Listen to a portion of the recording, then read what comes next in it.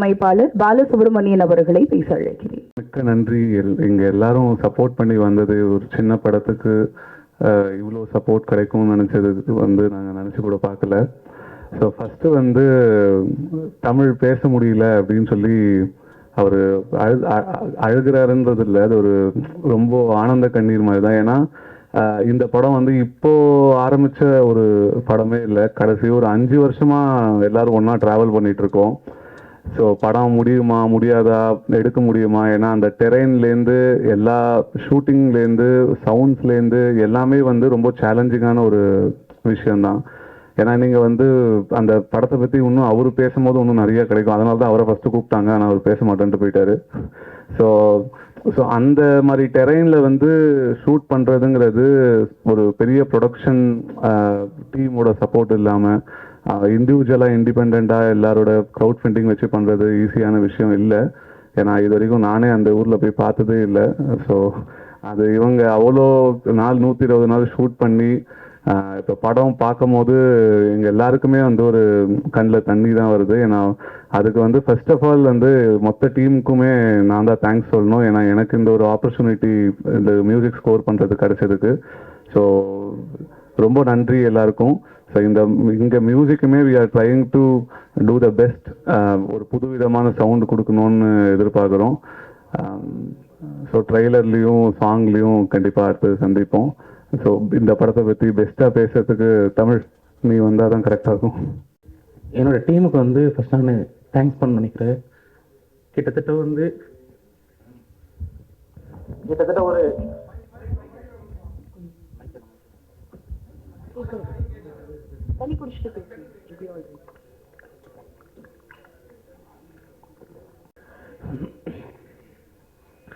கிட்டத்தட்ட ஒரு இதோட பயணம் ஒரு 4 வருஷம். இந்த 4 வருஷத்தில் 4 பேரோட ஆரம்பிச்ச இந்த பயணம் இன்னைக்கு 40 பேரோட. யாருமே எந்த ப்ராஜெக்ட்டுமே இது வரைக்கும் ஒர்க் பண்ண போல. வி ஆர் இண்டிபெண்டன்ட் டேரக்டர்ஸ், அவ்வளோதான். Independent directors and independent team. யாருமே யார்ட்டையும் ஒர்க் பண்ண முடியல. சரி, நாங்கள் சேர்ந்து ஒரு படம் பண்ணலாம்,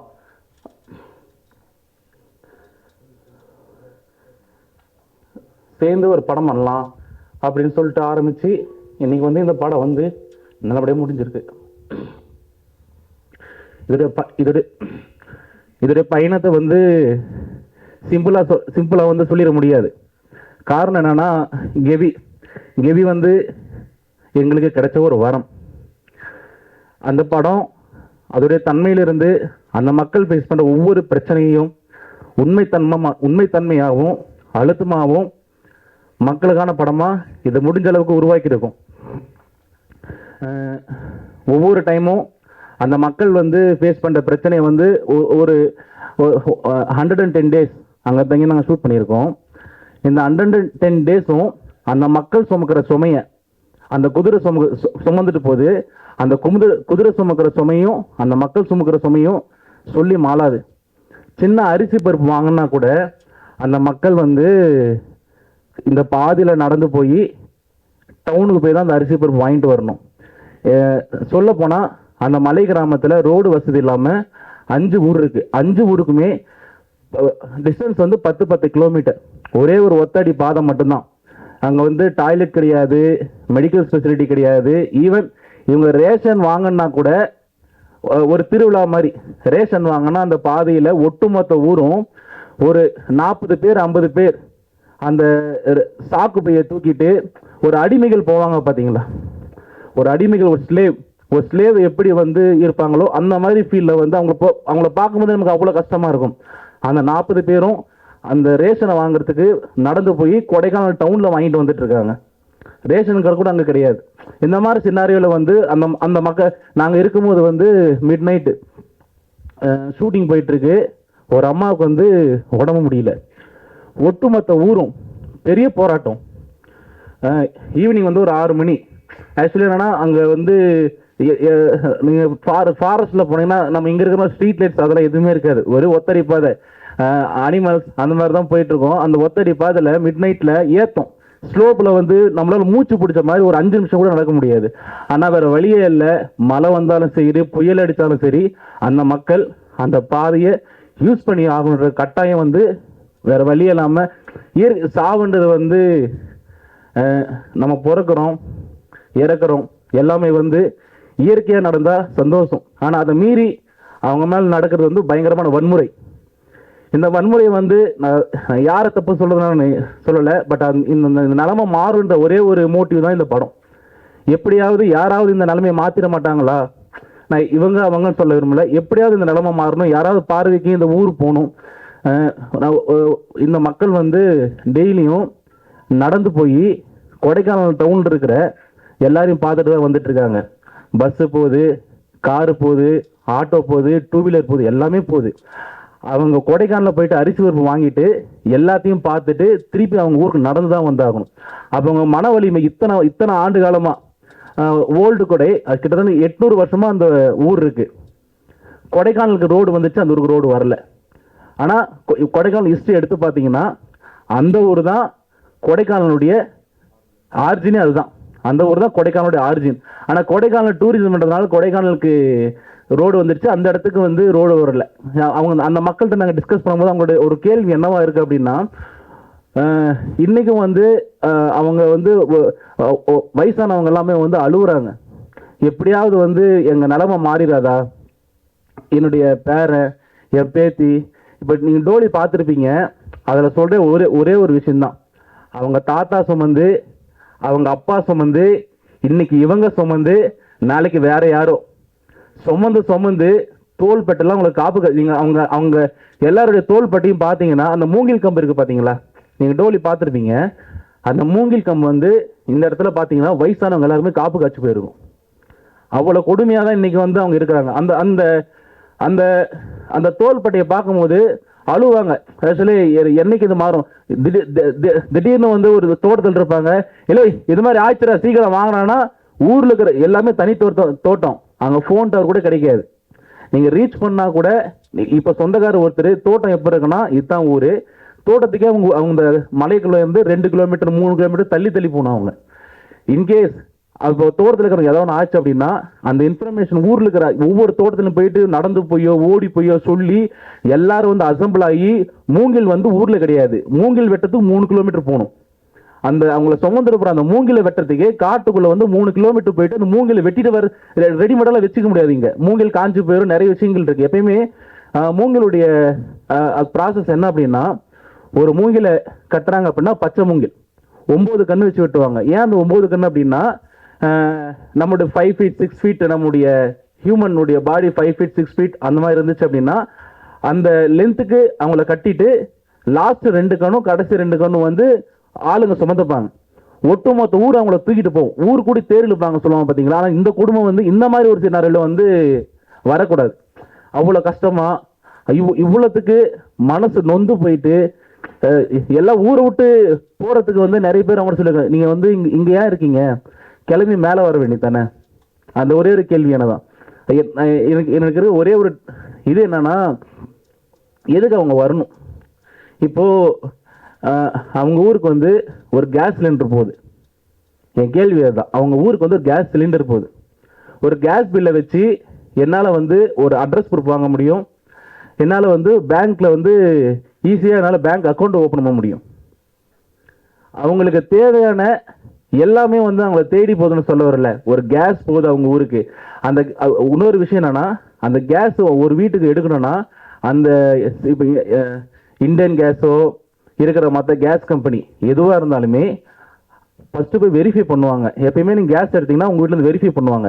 அந்த மாதிரி ஒரு 2 பேர் கேஸ்லேருந்து அந்த பாதியில் நடந்து போய் வெரிஃபை விறுவிறுத்து உப்பு போட்டு அந்த ஆள் வரும்போது கேட்குறான். ஒரு நாள் நாங்கள் வந்து ஷூட்டிங் முடிச்சு ஏறி வரோம், இந்தியன் கேஸ்லேருந்து ஒரு 2 பேர் நடந்து வந்துட்டு இருக்காங்க, எங்கெங்கே போயிட்டு வரோன்னு கேட்டால் நாங்கள் அப்போ தான் ஷூட்டிங் முடிச்சுட்டு நாங்கள் மேலே போய் ரிட்டன் கீழே இறங்கிட்டு இருக்கோம், நம்ம வெள்ளைக்கு போயிட்டு வந்துட்டு இருக்கோம் அப்படின்னு சொல்லும் போது உப்பு பற்றி எப்படிங்க இவங்கெல்லாம் இங்கே இருக்காங்க.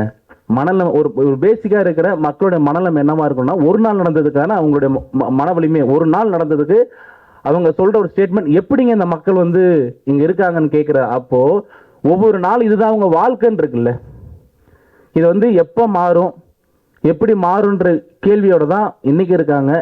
இந்த படம் வந்து எனக்கு அதோடைய பாதி, இந்த படம் வந்து எல்லா வழியும் மறைச்சு அவங்களுக்கு ஒரு பாதையை உருவாக்கி கொடுத்துச்சு அப்படின்னா அது மட்டுமே எங்கள் மொத்த டீமுக்கும் போதும். தேங்க்யூ, நன்றி. ஸோ இந்த தருணத்துல இந்த கெவி படம் சம்பந்தப்பட்ட ரொம்ப முக்கியமான ஒரு விஷயத்த இந்த மேடையில அறிமுகப்படுத்தணும் அப்படின்னு ஆசைப்படுறோம். அதற்காக சிறப்பு விருந்தினர் இயக்குனரும் நடிகருமான திரு அமீர் அவர்களை அன்போடு அழைக்கிறேன். PRO நிக்கில் சார் அவர்களையும் அன்போடு மேடைக்கு அழைக்கிறேன்.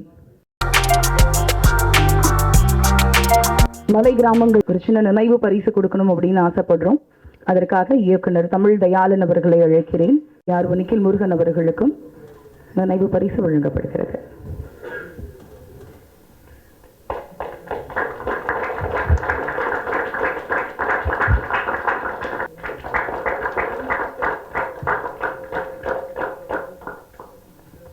அடுத்தபடியாக அசோசியேட் டைரக்டர் ரைட்டர் கிருபாகரன் ஈசையா அவர்களை பேச அழைக்கிறேன்.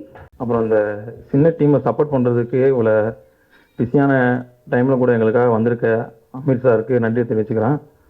அப்புறம் இந்த இடம், இந்த விழா நல்லா சிறப்பிச்சு நடக்கிறதுக்கு ஒரு எடுத்து நடத்திட்டு இருக்கேன் எங்கள் அண்ணன் PRO சான் சாருக்கு இந்த நன்றி தெரிவிச்சுக்கிறேன். மற்றும் எங்கள் ஊடகத்துறை வந்திருக்க நண்பர்கள் எல்லாத்துக்கும் நன்றி தெரிவிச்சுக்கிறேன். ஃபஸ்ட்டு கெவினா என்ன அப்படின்ட்டு ஒரு இங்கே இருக்க ஒரு கேள்வி. கெவின் ஒரு டைட்டில் வச்சோம். கெவின்றது வந்து என்னன்னா அவர் பள்ளத்தாக்கு, அதுக்கு ஒரு மீனிங். அந்த இடம் என்னம்மா இடத்துல அமைஞ்சிருக்குன்னா கொடைக்கானல், நடுவில் கேவி, கீழே பெரிய குளம். கொடைக்கானல்லேருந்து ஒரு 10 கிலோமீட்டர் வந்தோம்னா கேவின்ற ஊருக்கு வந்துடலாம். அங்கேருந்து கீழே போனால் ஒரு 10 கிலோமீட்டர். இப்போ இந்த இடைப்பட்ட நடுவில் இருக்க ஊர் தான் அந்த கேவி. ரெண்டு இடத்துக்கும் போகிறதுக்கு வந்து ஒரு 10, இங்கிட்ட வந்து ஒரு 10 கிலோமீட்டர், கீழே ஒரு 10 கிலோமீட்டர். அந்த இடம் வந்து இப்போ டேரக்டர் சொன்னார், ரொம்ப எமோஷனலாக பேசுறதுக்கு காரணம் என்னன்னா, இந்த 4 வருஷம் 5 வருஷன்றது உழைப்புன்றது ஒரு சாதாரணம். எல்லாமே கஷ்டப்பட்டு தான் படம் பண்ணுறோம், செய்கிறோம், எல்லாம் அது உண்மை தான்.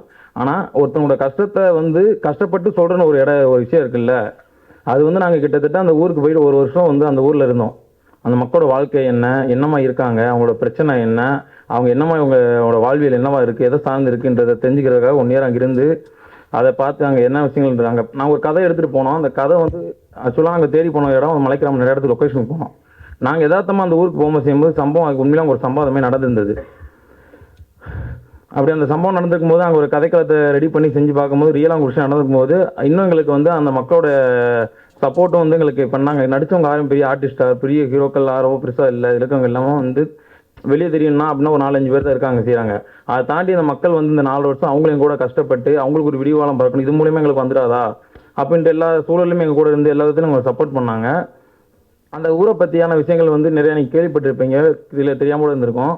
அந்த ஊரை பற்றி தெரியும்னா அந்த ஊர் மக்களுக்கு வந்து அது ஒரு கஷ்டமான ஒரு இடம், அந்த மக்களோட வாழ்க்கைக்கான ஒரு இந்த மாதிரி ஒரு இடம். ஆனால் வெளியேந்து போகிறவங்களுக்கு அது என்னமா இருக்கும், ஒரு கொண்டாட்டம் நிறைஞ்ச ஒரு இடமா இருக்கும். ஒரு ட்ரக்கிங் வரவங்களுக்கோ இல்லை அங்கே சுற்றி பார்க்க வரவங்களுக்கோ இப்படி ஒரு ஊருக்கு ஒரு இயற்கை இவ்வளோ அழகு அப்படின்றோம். ஆனால் அங்கே இருக்க மக்களோட வாழ்க்கையை, இருண்டு போன வாழ்க்கையில தான் அந்த இடம் அந்த அமைஞ்சிருக்குன்றது வந்து வெளியே வரவங்களுக்கு தெரியாது. நாங்களும் ஃபஸ்ட் டைம் போகும்போது அப்படி தான் இருந்துச்சு, அழகான ஒரு இடமா இருக்குது செய்து. அங்கே உள்ள இறங்கி நாங்கள் போகும்போது அந்த கதைக்கெல்லாம் அங்கே ஊர் மக்களோட பிரச்சனை எல்லாம் தெரியும் போது அது இன்னும் வந்து எங்களுக்குள்ள பெயின்ஃபுல்லாக ஒரு விஷயம் அமையறதுக்கு ஒரு காரணமாக இருந்தது. அப்புறம் இந்த படத்தில் முக்கியமான ஒரு விஷயம் சொல்லணும்னா, எங்கள் படத்தில் ராசி சார் சொல்ல வேண்டியது. அவர் தான் மேற்கு தொடர்ச்சி மலை தேன் படத்தோட ரைட்டர். அவர் தான் அந்த கதையில் எங்கள் கூட 3 வருஷம் எங்கள் கூட ட்ராவல் பண்ணி செஞ்சு எல்லாம் இருந்தார். இப்போ போன வருஷம் வந்து காலமாயிட்டார். அவர் இறந்ததுக்கு அப்புறமா தேனி சார்ந்த மக்கள் அந்த ஸ்லாங்கு அந்த மாதிரி விஷயத்தை வச்சு பண்ணுறதுக்கு அடுத்து எடுத்து போகிறதுக்கான ஒரு பொறுப்பு எனக்கு கிடைச்சி நான் அசோசியேட் டைரக்டர் ஒர்க் பண்ணுறேன்.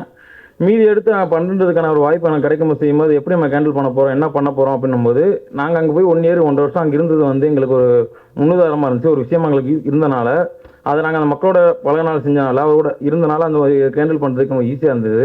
அதே நேரத்தில் எங்கள் படத்தோட குழுவினருக்கு எல்லாத்துக்கும் நேரத்தில் நன்றி தெரிவிச்சுக்கிறேன். நன்றி, வணக்கம். படத்தின் DOP ஜெகன் ஜெயசூர்யா அவர்களை பேச அழைக்கிறேன். தேங்க்யூ சார், அழைப்பு எடுத்து வந்ததுக்கு ரொம்ப நன்றி. ஆக்சுவலாக நாங்கள் ஒரு இண்டிபெண்டன்ட் குரூ தான்.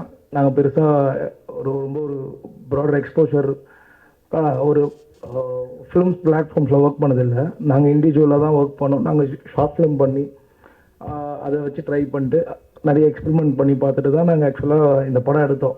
ஆக்சுவலாக இப்போது இந்த படத்தை பற்றி நிறைய பேச முடியாது, அது ரிலீஸ்க்கு அப்புறம் நம்ம பேசலாம். பட் சப்போர்ட் பண்ண வந்த அமீர் சாருக்கு ரொம்ப நன்றி, நிக்கில் முருகன் சாருக்கு ரொம்ப நன்றி, நம்ம PRO அவருக்கு ரொம்ப நன்றி. அண்ட் இந்த படத்தோட இன்வெஸ்டர்ஸ் சிற்பி அண்ணா, கண்ணன் சார், வருண் அண்ணா அவர் இங்கே இல்லை, அப்புறம் பெருமாள்னு ஒரு சார் ஒருத்தர் சேலமில் இருக்கார், மிகப்பெரிய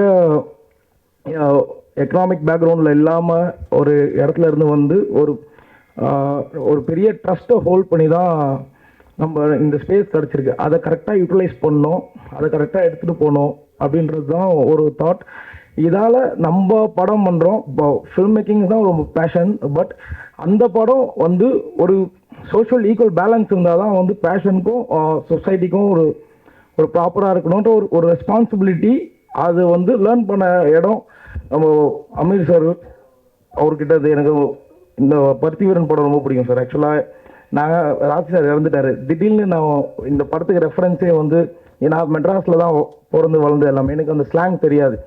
அதிகமாக நாங்கள் இந்த படத்தை வந்து எங்கள் படத்தில் ரெஃபரன்ஸ் எந்த சீனுக்கான ரெஃபரன்ஸாக இருக்கட்டும், இது ஆக்சுவலாக ஒரு கோயின்சிடன்ஸ் தான் சார். நாங்கள் எக்ஸ்பெக்ட் பண்ணல, பட் இது நீங்கள் வந்ததுக்காக சொல்லலை, இதை நாங்கள் எல்லாத்துலேயும் சொல்லிட்டு தான் இருப்போம். கணேஷ் சாருக்கு தெரியும், ஏன்னா பிகினிங்கில் இனிஷியலில் எங்களுக்கு ரொம்ப சப்போர்ட் பண்ணி இந்த படம் பண்ணலாம் அப்படின்னு ஃபஸ்ட்டு ஓகே பண்ண ப்ரொடியூசர் வந்து கணேஷ் சார் தான். அதுக்கப்புறம் அவரோட ஒரு இஷ்யூஸ் அண்ட் எங்களுக்கு வந்து யாருமே டேட்ஸ் வந்து இந்த மாதிரி இடத்துக்கு தரலை. ஸோ அப்புறம் நம்ம வந்து எதுக்கு நம்ம வந்து ஒரு ட்ரபிள் ஆகணும், சரி ஓகே நம்மளோட டூ ஆர் டைன்ற அட்டம்ப்டில் வந்து தனியாக பண்ணலாம் தான் நாங்கள் டீமாக வந்து பண்ணோம். So thank you sir. கணேஷ் சாருக்கும் ரொம்ப தேங்க்ஸ், அப்புறம் சார்லாஸ்னாக்கு தேங்க்ஸ், ஜீவாக்காவுக்கு தேங்க்ஸ். அப்புறம் இந்த படம் நாங்கள் பண்ணதுக்கு வந்து ஒரு 2 பெரிய உமனோட ஒரு சப்போர்ட் இருந்ததுனால தான் எங்களால் இந்த படம் நாங்கள் நினச்ச மாதிரி அச்சீவ் பண்ண முடிஞ்சது. அவங்களோட டேட்ஸ் அண்ட் அவங்க கொஞ்சம் பிஸியாக இருந்தாலும் வர முடியல. பட் இவன் அவங்களுக்கு வந்து ஷீலா ராஜ்குமார், ஷீலா அவங்களும் ஜாக்லின் அவங்களுக்கு வந்து ரொம்ப தேங்க்ஃபுல்லாக இருப்போம் ஒரு டீமாக. ஆக்சுவலாக அவங்க வந்து இந்த குளிரில் நாங்கள் வந்து ஃபுல்லாக ஸ்வெட்டர்லாம் போட்டுன்னு பண்ணிட்டோம். பட் அந்த தண்ணியில் கடும் குளிர்லையும் அந்த டோலியோட அந்த ஒரு நீங்கள் பார்த்துருப்பீங்க அந்த சின்ன மினியேச்சர், அதுக்குள்ளே தான் அவங்க ஃபுல்லாக ஒரு 20 days அந்த டோலி 15 to 20 days அந்த டோலி அது ரிகுள்ள அதில் ரிக்கிங் இருக்கும், கேமரா அதுக்குள்ளே ஃபிக்ஸ் பண்ணியிருப்போம். அந்த ஸ்ட்ரகிள் அவங்க அனுபவிச்சு பண்ணாங்க. பட் அவங்க இங்கே வர முடியல. இவங்க தேங்க்ஸ் ஃபார் டீம் எல்லாருக்கும் தேங்க்யூ. ஸோ இந்த கெவி படத்தை க்ரௌட் ஃபண்டிங் இன்வெஸ்ட்மெண்ட் மூலமா தயாரிக்கிறதுக்கு உறுதுணையா இருந்த தயாரிப்பாளர்கள் ஜெகத் சிற்பியன், மணிகண்ணன் 2 பேருமே இங்க வந்திருக்காங்க. அவங்க ஸ்டேஜ்ல பேசுறதுக்கு வேணாம் அப்படின்னு சொல்லிட்டாங்க. உங்களுக்கு இந்த தருணத்துல மீண்டும் ஒரு முறை நன்றியை தெரிவிச்சுக்கிறோம். அடுத்தபடியாக நடிகை ஜீவா அவர்களை பேச அழைக்கிறேன். நான் உங்கள் தோழி ஜீவா சுப்பிரமணியம். இந்த படத்துல நான் வந்து ஒரு நடிகையா ஒர்க் பண்ணல, அக்காவா தான் ஒர்க் பண்ணியிருக்கேன். என்ன சொல்றது, எனக்கு என் கூட பண்ண தம்பிங்க கூட என்னை அக்கான்னு ரொம்ப எல்லாம் கூப்பிட்டதில்லை. சென்னைக்கு வந்து இங்க இருக்கிற தம்பிங்க தான் என்னை அக்கான்னு கூப்பிட்டு இருக்காங்க. அந்த விதத்துல இந்த டீம்ல இருக்கிறவங்க எல்லாருமே என் பேரு ஜீவா, ஆனா என் பேரு ஜீவாக்கானே மாத்திட்டாங்க. என்னை வந்து அக்கான்னு கூப்பிட்டு ஒரு மாசம் தம்பிங்களோட டிராவல் பண்ணியிருப்போம். எல்லாம் சேர்ந்து ரொம்ப சந்தோஷமா இருந்தது. என் தம்பி தமிழ், ஜகன், ஆதவன், கிருபா, சாமி, சந்தோஷ், இந்த படத்தோட சூப்பர் ஹீரோஸ் இவங்க எல்லாம். Direction team and camera team, art director அறிவு அந்த உட்காந்துருக்காரு. அவங்க இந்த படத்துல ஒர்க் பண்ணாங்க. ஒவ்வொருத்தருமே சூப்பர் ஹீரோஸ். இந்த படத்துல அவங்க கூட சாப்பிடாம இருந்துட்டு நடிச்சவங்களுக்கு சாப்பாடு நிறைய டைம் வந்து சாப்பாடு அவங்களே செஞ்சு தான் கொடுக்க முடியும், மேலேருந்துலாம் கொண்டு வர முடியாது. தண்ணியும் அவங்க கிடையாது. தண்ணி வந்து பனி உருகி ஒரு டம்ல போய் விழுந்து அதை ஃபில்டர் பண்ணி பிடிச்சி கொண்டு வருவாங்க. சில சமயம் மேலேருந்து கேன்ல தூக்கிட்டு வருவாங்க. சிவான்னு ஒரு அண்ணா எங்களுக்கு அங்கே உறுதுணையாக ஹெல்ப் பண்ணிட்டு இருந்தாங்க. அந்த அண்ணாவுக்கும் இந்த நேரத்தில் நாங்கள் நன்றியை சொல்லிக்கிறோம். இந்த படத்துல ஒரு பாடல் கவி பேரரசு வைரமுத்து அவர்களும் தேனிசை தென்றல் தேவா சார் அவங்க பாடியிருக்காங்க. ஸோ தம்பி பாலாவோட மியூசிக்ல சீக்கிரம் அந்த சாங் வந்து ரிலீஸ் பண்ணுவாங்க. இப்போ ரீசெண்டாக நெட்டில் வந்து அந்த சாங்கோட இதுதான் வைரல் ஆகிட்டு இருக்கு, பார்த்துருப்பீங்க. ஸோ எங்கள் படத்தில் எல்லாம் சொன்னாங்க, இப்போ தமிழ் சினிமா வந்து மறுபடியும் பழைய ரூட்டுக்கு திரும்பி இருக்கு, நல்ல கதைகள் எப்படி இருந்தாலும் ஜெயிக்கும் அப்படின்ற ஒரு காலம் உருவாகி இருக்கு. அதுக்கு எடுத்துக்காட்டா இப்போ ஒரு 4-5 படங்கள் வந்து ரிலீஸ் ஆயிருக்கு. எல்லாமே சூப்பராக போயிட்டு இருக்கு. கதைகளுக்கு முக்கியத்துவம் உள்ள படங்கள். அந்த வரிசையில இந்த டைம்ல எங்க படத்தோட அறிவிப்பு வந்தது எனக்கு ரொம்ப சந்தோஷமா இருக்கு. இதையும் நீங்க தூக்கி கொண்டாடுவீங்கன்ற நம்பிக்கை எனக்கு ரொம்ப ரொம்ப இருக்கு. இந்த நேரத்தில் எங்களுக்கு சப்போர்ட் பண்ணுறதுக்காக வந்திருக்கிற நம்மளுடைய உயர் திரு அமீர் சார் அவர்களுக்கு ரொம்ப நன்றி. நம்ம கணேஷ் சார் அவர்களுக்கும் நன்றி. இங்கே வந்திருக்க பண்பலை நேயர்கள் அண்ட் யூடியூப் சோஷியல் மீடியா இருக்கிற அத்தனை நண்பர்களுக்கும் நன்றியை தெரிவிச்சுக்கிறேன். எங்கள் படத்தில் ஒர்க் பண்ண அத்தனை பேருக்கும் என்னுடைய நன்றியை தெரிவிச்சுக்கிறேன். நன்றி, வணக்கம். இப்ப ஜீவாக்கா பேசும்போது சொல்லியிருந்தாங்க, கவி பேரரசு வைரமுத்து அவர்கள் இந்த படத்துல ஒரு பாடல் எழுதியிருக்காங்க, தேனிசை தென்றல் தேவா அவர்கள் அந்த படத்துல அந்த பாடலை பாடியிருக்காங்க. ஸோ நம்ம மியூசிக் டைரக்டர் இந்த ஸ்டேஜ்ல அந்த பாடல்ல இருந்து ஒரு 4 வரிகள் எங்களுக்காக பாடணும் அப்படின்னு நாங்க எல்லாரும் ஆசைப்படுறோம். So please come sir. இல்லை, ஸோ இது வந்து ஒரு மலையும் மலை சார்ந்த இடமுங்கிற மாதிரி ஒரு பாடல் தான். ஏன்னா ஸோ அதுக்கு வந்து எங்களுக்கு வைரமுத்து சாருக்கு தான் ஃபர்ஸ்ட் நாங்கள் தேங்க்ஸ் சொல்லணும். ஏன்னா எங்களுக்கு எப்படி போய் அவரை பேசுறது ரீச் பண்ணுறதுன்னு தெரியாத போது ஜான் சார் தான் போய் பேசி அவர் அந்த கதையை கேட்டு ட்ரெய்லர் பார்த்த உடனே நாங்கள் ஒரு கட் பண்ணதை பார்த்த உடனே அவர் வந்து கண்டிப்பாக நான் பண்ணுறேன்னு சொல்லி, ஏன்னா இப்போ இவ்வளோ சப்போர்ட் பண்ணி தேவா சாராக இருக்கட்டும், வைரமுத்து சாராக இருக்கட்டும், அவங்க சின்ன சின்ன படத்துக்கு சப்போர்ட் பண்ணுறதுனால மட்டும்தான் எங்களோட ஸ்டில் வந்து நாங்கள் இந்த படத்தை முன்னோக்கி கொண்டு போக முடியுது. ஸோ இதை மாதிரி இன்னும் நிறைய பேர் சப்போர்ட் பண்ணியிருக்காங்க. 2வது பாட்டு யுகபாரதி சார் எழுதியிருக்காரு, அதை இன்னும் ஸ்டில் நாங்கள் ரெக்கார்ட் பண்ணணும். இது நான் பாடுற அளவுக்கு பெரிய சிங்கர்லாம் கிடையாது, அதனால ஜஸ்ட்டு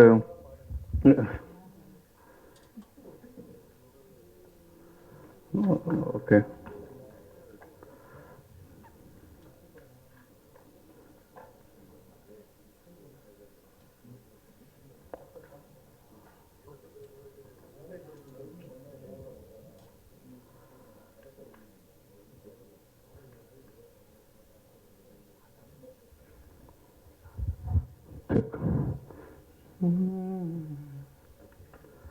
மாமலையே எங்க மலைச்சாமியே, ஓமடியில் எங்க உசுறு கிடக்குது, இங்க ஒரே சனோ ஒரே ஏனோ உறவாடுது, இங்க ஒரே நதி ஒரே விதி பொதுவானது, புழு பூச்சி போல பொழப்பு நடக்குது,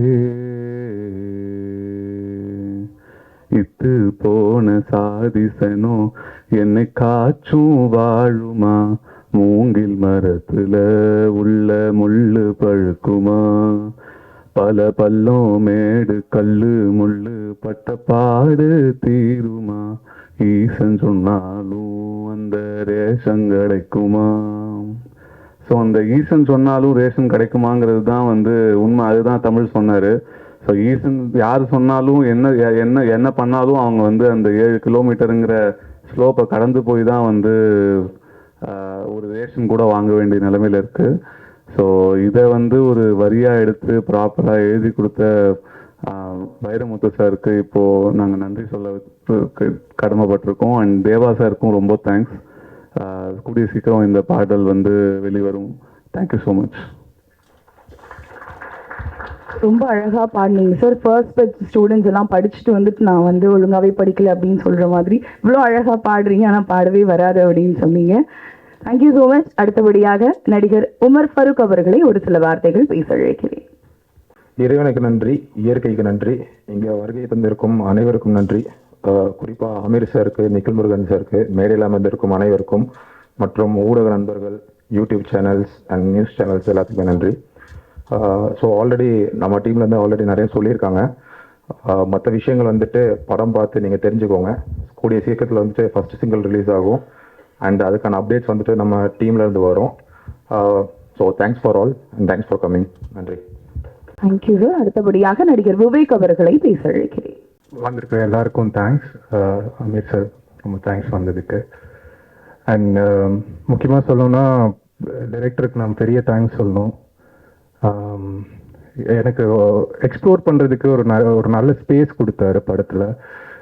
அண்ட் கேரக்டராகவும் எனக்கு ரொம்ப ஹெல்ப் ரொம்ப சப்போர்ட் பண்ணார். ஒரு சின்ன சின்ன விஷயங்களும் எனக்கு சொல்லி கொடுத்து இப்படி பண்ணும், ஒரு இமோஷனோட ஒரு சின்ன ஒரு மைன்யூட்டான விஷயங்கள் முதற்கொண்டு எனக்கு பொறுமையாக சொல்லி கொடுத்து என்ன ஒரு நல்ல ஒரு ஆக்டராக மாற்றிருக்காரு அப்படின்னு நான் நம்புகிறேன். ஜெகன் டிஓபி அண்ட் முக்கியமாக சொல்லணும்னா ஒரு பூன் மாதிரி அண்ட் ஒரு நல்ல ஃப்ரெண்ட். அது ஜெகனுக்கு நான் பெரிய தேங்க்ஸ் சொல்லணும். And PRO sir, John sir இது இது ஆர்கனைஸ் பண்ணதுக்கு. அண்ட் ஆதவன் ப்ரோ, அவர் படத்தோட ஹீரோ. அண்ட் அவர் ஒரு அவர் ரொம்ப கஷ்டப்பட்டார். இந்த படத்தோட ஷூட் பார்த்தீங்கன்னா ஒரு -4 2 டிகிரி செல்சியஸ்லாம் அந்த பச்சை தண்ணியில் உழுந்து எந்திரிச்சு ரொம்ப ஹார்ட் ஒர்க் பண்ணியிருப்பாரு. நீங்கள் படம் பார்க்கும்போது தெரியும். அண்ட் கோ-ஆர்டிஸ்டா ஜீவாக்கா, சார்லஸ்னா அண்ட் ஷீலா அவங்களும், ஜாக்லின் அவங்க வரல. ஸோ அவங்களுக்கும் இந்த டைம் தேங்க்ஸ் சொல்லிக்கிறேன். தேங்க்யூ. வேறு அண்ட் க்ரூ டெக்னீஷியன்ஸ் எல்லாருக்குமே, ஆர்ட் டிபார்ட்மெண்ட்லேருந்து வேலை செஞ்ச எல்லாருக்குமே தேங்க்ஸ் சொல்லிக்கிறேன். ஏன்னா ரொம்ப கஷ்டப்பட்டாங்க எல்லாருமே இந்த படத்தில். So thank you. அவ்வளோதான். Thank you so much. அடுத்தபடியாக கதையின் நாயகன் ஆதவன் அவர்களை பேச அழைக்கிறேன். இங்கே வந்திருக்க எல்லாருக்கும் ரொம்ப தேங்க்ஸ். அமீர் சார் ரொம்ப தேங்க்ஸ். எங்கள் ஒரு சின்ன குரூ நாங்கள் ஏதோ இருக்கோம். ரொம்ப தேங்க்ஸ் நீங்கள் எங்களை நம்பி வந்ததுக்கு. அண்ட் கணேஷ் சார், சார்லஸ்னா, ஜீவாக்கா எல்லாருக்கும் ரொம்ப தேங்க்ஸ். அண்ட் மீடியா நண்பர்கள் எல்லாருக்கும் ரொம்ப தேங்க்ஸ். இந்த படம் பேச கொஞ்சம் தயக்கமாக இருக்குது. ஃபஸ்ட்டு என்னோட முதல் மேடை. என்னோட வேலை சரியாக செஞ்சுருக்கேன்னு நினைக்கிறேன். எனக்கு இந்த வாய்ப்பு கொடுத்த இயக்குனருக்கு நன்றி. என் ஃப்ரெண்டு ஜெகன் அவருக்கும் நன்றி. எங்களுக்கு ப்ரொடக்ஷனில் சப்போர்ட் பண்ண வருணண்ணா, சிப்பி அண்ணா, ஸோ கண்ணன் சார் எல்லாருக்கும் ரொம்ப தேங்க்ஸ். ஜான் அண்ணா ரொம்ப தேங்க்ஸ். எல்லாருக்கும் ரொம்ப நன்றி. அடுத்தபடியாக தன்னோட ரியாலிஸ்டிக்கான ஆக்டிங் மூலமா தமிழ் சினிமா ரசிகர்களை திரும்பி பார்க்க வச்ச யதார்த்தமான நடிகர் சார்லஸ் வினோத் அவர்களை அன்போடு பேச அழைக்கிறேன். சிறப்பு விருந்தினர் அமீர் ஐயா அவர்கள், படத்தில் நடித்த நடிகர்கள், படத்தின் தயாரிப்பாளர்கள் மற்றும் ஊடக நண்பர்கள் அனைவருக்கும் வணக்கம். கெவின உடனே எனக்கு ஞாபகம் வருது பிரமிப்பு மட்டும்தான். பிரமிப்புனா இவர்களுடைய உழைப்பு, அதாவது இந்த டீம்னுடைய உழைப்பு தான் எனக்கு மிகப்பெரிய பிரமிப்பை உண்டாக்குச்சு. ஏன்னா அவங்க அதன் மேலே கொண்ட நம்பிக்கை தான் எனக்கு இப்போ வரைக்கும் எனக்கு பெரிய ஆச்சரியத்தை கொடுத்துட்டே இருக்கு. அந்த நம்பிக்கையில் தான் இந்த மொத்த படமும் ட்ராவல் ஆகிருக்கு. ஏன்னா அதனுடைய டெரெயின் எப்படின்னா, நான் முறை போனப்போ நான் தான் சொன்னேன், அந்த 8 கிலோமீட்டர் அந்த வட்டக்கனால்லேருந்து கீழே இறங்கி போன அப்புறம் நான் சொன்னது, எத்தனை பேருக்கு ஞாபகம் இருக்குன்னு தெரியல இவங்களுக்கு, இந்த ஹாஸ்பிட்டல்ஸ்லாம் இப்போ இந்த ஹெல்த் செக்அப் பண்ணுறாங்கல்ல, body full checkup, MRI, CT scan, அதெல்லாம் எதுவுமே தேவையில்லை. நீங்கள் அந்த 8 கிலோமீட்டர் நடந்து போனீங்கன்னா உங்கள் பாடி என்ன கண்டிஷனில் இருக்குன்றது நீங்கள் உணரலாம். ஏன்னா அவ்வளோ கஷ்டமான டெரெயின். ஏன்னா இவனுங்கெல்லாம் சாதாரணமாக ஒரு வாட்டியும், ஏன்னா அந்த ஊருக்கு ஒன்று தான், இவங்க ஒன்று தான் பண்ணல இந்த டீமு. அந்த ஊரில் ரேஷன் கார்டும் ஆதார் கார்டு மட்டும்தான் எடுக்கலன்னு நினைக்கிறேன். மற்றபடி அங்கேயே தான் மொத்தமாக செட்டில்டு இவனுங்க எல்லாருமே. அதுதான் எனக்கு மிகப்பெரிய ஒரு, ஏன்னா நான் முதல் டைம் போனப்போ நான் டென்ட்டில் தான் தங்கணும் வெளியில். அதான் டென்ட்னா கேம்பிங் டென்ட். அது எனக்கு எத்தனை சினிமா குரூ அப்படி நடக்குதுன்னு தெரியல. ஏன்னா எப்படினாலும் அதில் நடித்த கதாநாயகனாக இருக்கட்டும் இல்லை கதாநாயகி எல்லாருமே அந்த கேம்பிங் டென்ட்டில் தான் தங்கினாங்க. அதாவது கெவி அந்த ஊர் கேம்பிங் டென்ட்டில். ஸோ இதன் உழைப்பு, இந்த உழைப்புக்கு கண்டிப்பாக ஒரு அங்கீகாரம் கிடைக்கும்னு நினைக்கிறேன். அதற்கு இங்கு வந்த அனைவருக்கும், அதாவது நம்ம அமீரையா இதை நம்பி வந்திருக்காரு. இந்த மாதிரி ஒரு இதில் சின்ன டீம் பெரிய டீம்லாம் எனக்கு அதில் நம்பிக்கை இல்லை. எனக்கு இது ஒரு டீமு. இந்த டீம் ஒன்று பண்ணியிருக்கு. ஒரு பெரும் உழைப்பை நம்பி மட்டும்தான் இது பண்ணியிருக்காங்க. ஸோ இந்த உழைப்புக்கு எல்லாருடைய ஆதரவும் தேவை. இதுதான் துவக்க புள்ளி. இன்னும் நிறைய மேடைகள் இருக்கு. ஸோ படம் ரிலீஸ் ஆகிற வரைக்கும் ஸோ அதற்கு எல்லாருக்கும் உங்களுடைய ஒத்துழைப்பும் உங்களுடைய அன்பும் தேவைப்படுது. நன்றிங்க. Thank you sir. அடுத்தபடியாக தயாரிப்பாளரும் நடிகருமான கணேஷ் அவர்களை ஒரு சில வார்த்தைகள் பேச அழைக்கிறேன். எல்லோருக்கும் வணக்கம். பத்திரிகையாளருக்கும் அமீர் சாருக்கு ரொம்ப தேங்க்ஸ் சொல்கிறேன். ஏன்னா பசங்க என்ன சொன்னாங்க, சார் ஒரு 2 பேர் டேரக்டர் யாராவது கூப்பிட்டு எனக்கு கொஞ்சம் இந்த இன்ட்ரோடக்ஷன் பண்ண சொல்லுங்க. நான் 2 பேரும் ட்ரை பண்ணேன், பட் நான் அதை சொல்ல விரும்பலை. ஆனால் நான் சாரை சொன்னேன்னா வந்துட்டேன்னு சொல்லும்போது ரொம்ப சந்தோஷம். என்னென்னா என்னை பொறுத்த வரைக்கும் எல்லா சின்ன படத்துக்கும் ஏதோ ஒரு சப்போர்ட் வேணும். அது அமீர் சார் நல்லா புரிஞ்சுருக்கு. அதை உடனே சொன்னோடனே வந்திருக்காங்க. அது ரொம்ப தேங்க்ஸ் சொல்கிறேன். பத்திரிகையாளர்கள் ஒன்றே நான் சொல்கிறேங்க, உண்மையாகவே இந்த படம் நான் ஆரம்பத்தில் நான் எதுவும் பேசக்கூட நினச்சேன். ஜெகன் சொல்லிட்டாப்ல இந்த உண்மையை. ஆக்சுவலாக இந்த படம் இனிஷியலாக நான் ஸ்டார்ட் பண்ணுறதுக்கு என்கிட்ட சொன்னாங்க, கதையாக சொன்னாங்க பசங்க. நான் அப்போ கேட்டேன், உங்களுக்கு என்னப்பா எக்ஸ்பீரியன்ஸ் இருக்குன்னு கேட்டேன். இல்லை சார் நான் யார்ட்டையும் ஒர்க் பண்ணல சார். நாங்கள் சரி ஓகே யார்ட்டையும் ஒர்க் பண்ணல, ஷார்ட் ஃபிலிம் எதாவது பண்ணுறீங்களான்னு கேட்டேன். இல்லை சார் அதுவும் பண்ணதில்லைன்றாங்க. அப்போ எப்படி படம் பண்ணுவீங்கப்பா அப்படின்னு கேட்டேன். இல்லை சார் பண்ணுவோம் நாங்கள். ஏன்னா சொன்னேன் பணம் போடுறோம் நாங்கள், எப்படி நீங்கள் எப்படி பணம் போடுவீங்கன்னு தெரியும், நாங்கள் பணம் போட்டு படம் சரியாக வரலனா அப்படின்னு கேட்டேன். இல்லை சார் நாங்கள் வேணா ஒன்று பண்ணி உங்களுக்கு காட்டுறோம், நாங்கள் என்ன பண்ணுவீங்க கேட்டேன். இல்லை சார் அந்த படத்தில் நான் சொன்னேன் அப்போ எனக்கு ஏதாவது ஒன்று இந்த படத்தில் ஏதாவது பண்ணி காட்டுங்க, எப்படி பண்ணுவீங்க, அதாவது அந்த கிராமத்தில் லைட்ஸ் கிடையாது, வண்டி எதுவுமே கொண்டு போக முடியாது, அப்படி இருட்டில் நீங்கள் எப்படி இந்த படம் பண்ணுவீங்கன்னு கேட்டேன். அப்போ அவங்க என்ன பண்ணாங்கன்னா அந்த ஊர் கிராமத்து மக்களை வச்சு அந்த லாந்தர் விளக்கை செட் பண்ணி டார்ச் வச்சு எனக்கு ஒரு பைலட் ஃபிலிம் கொண்டாந்து காட்டினாங்க. எனக்கு அதுக்கப்புறம் கான்ஃபிடென்ட் ஆயிடுச்சு, ஓகே கண்டிப்பாக அந்த படம் பண்ணலான்னு சொல்லிட்டு நான் அந்த கிராமத்துக்கே போனேன். சரி இந்த கிராமத்தை போய் பார்த்துருவோம். உண்மையாக இன்னைக்கு கூட 8 கிலோமீட்டர் நடந்து போய் தான் மளிகை பொருள் வாங்குறாங்களா இல்லை ரேஷன் கடைக்கு போகிறாங்கன்னு எனக்கு நம்பவே முடியல. ஏன்னா இப்படி ஒரு கிராமம் இருக்கான்னு தெரிஞ்சுக்கவே அந்த கிராமத்துக்கு போயிட்டு நான் ஒரு நாள் நைட்டு 10 o'clock மேலே நடந்து போனோம். 10 o'clock அலோடு கிடையாது. அந்த இருட்டில் நடந்து போய் நைட்டு ஒரு 12 1 o'clock early morning ரீச் ஆகணும். இறங்கி போகிறதுக்கு 2 hours ஆகுது, மேலே வர்றதுக்கு 4 hours ஆகும். மறுநாள் அங்கேயே 1 day ஸ்டே பண்ணி எல்லாத்தையும் தெரிஞ்சுக்கிட்டு தான் அந்த ப்ராஜெக்டை ஸ்டார்ட் பண்ணோம்.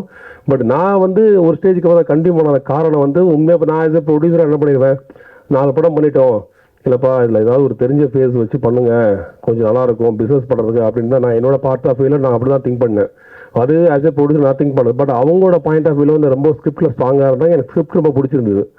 அப்போ என்ன பண்ணேன்னா ஒரு ஸ்டேஜுக்கு அப்புறம் சரிப்பா ஏதாவது கோப்பிடிச்சு பண்ணலாம் சார். தான் அப்புறம் ஜெகன் உண்மையாகவே இந்த படத்துக்கு ஜெகன் ஃபுல் சப்போர்ட் பண்ணியிருக்காரு தமிழுக்கு ஸோ அப்போ நான் சொன்னேன் என்னோட சப்போர்ட் கண்டிப்பாக இந்த படத்தில் பண்ணுவோம் அப்படின்னு சொல்லுவேன்.